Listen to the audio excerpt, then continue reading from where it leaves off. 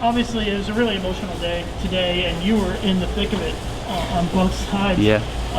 You took out Pete and you took out Walter on a sort of big day for both those guys. What were the emotions like for you? I mean, bowling Pete was tough, man. It's something growing up. I don't remember when it was, maybe teenage years when I was watching him on TV, and just when I started bowling, before I started making shows and stuff, I dreamed if I ever made a TV show, I wanted to bowl against Pete Weber. Obviously, that never happened.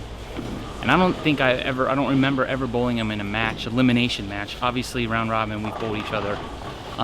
But that was actually the first time I've ever bowled him in an elimination match, and it was, he was giving me the business a little bit in the fifth frame because I got a couple strikes, and I was like, yes, this is awesome. He was one of my idols growing up. So I got, in the fact that I'm bowling him to finish his PBA career if I beat him, it weighed heavy on me. It was definitely something I thought about during the whole match. It wasn't my best performance. It was my worst pair. I don't like that pair. I don't think I had a 200 on that pair all week until the game 5. He's a living legend, and I got to play golf with Dick Weber, one of his last rounds of golf that he ever played. I'll never forget that. That was one of the best rounds of golf experiences in my life.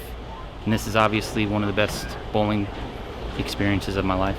Obviously, they announced Pete's retirement before the first match, so I was aware of that. And then they didn't announce Walter's until before our match, and I'm like, what's going on here? But Walter was a little different just because I bowl against him so much. I mean, we just bowled a tournament in Fort Myers last month, and he got the best of me. He bowls a lot of local events, so I see him all the time. I've bowled against him a handful of times. So I was more focused on the actual winning the match and making the show than I was with Pete. Pete, I don't know, it was just a little different. No disrespect to Walter Ray, probably the greatest champion that we'll ever have, but it was different bowling Walter because I do it so often, and I never get to bowl Pete. I guess you were sort of the goat killer today. Yeah, that's played what. The villain really well. Belmo came up to me after I beat Pete, and someone told him right before the last couple frames that if Pete was to beat me, they would have bowled Walter. He would have bowled Walter.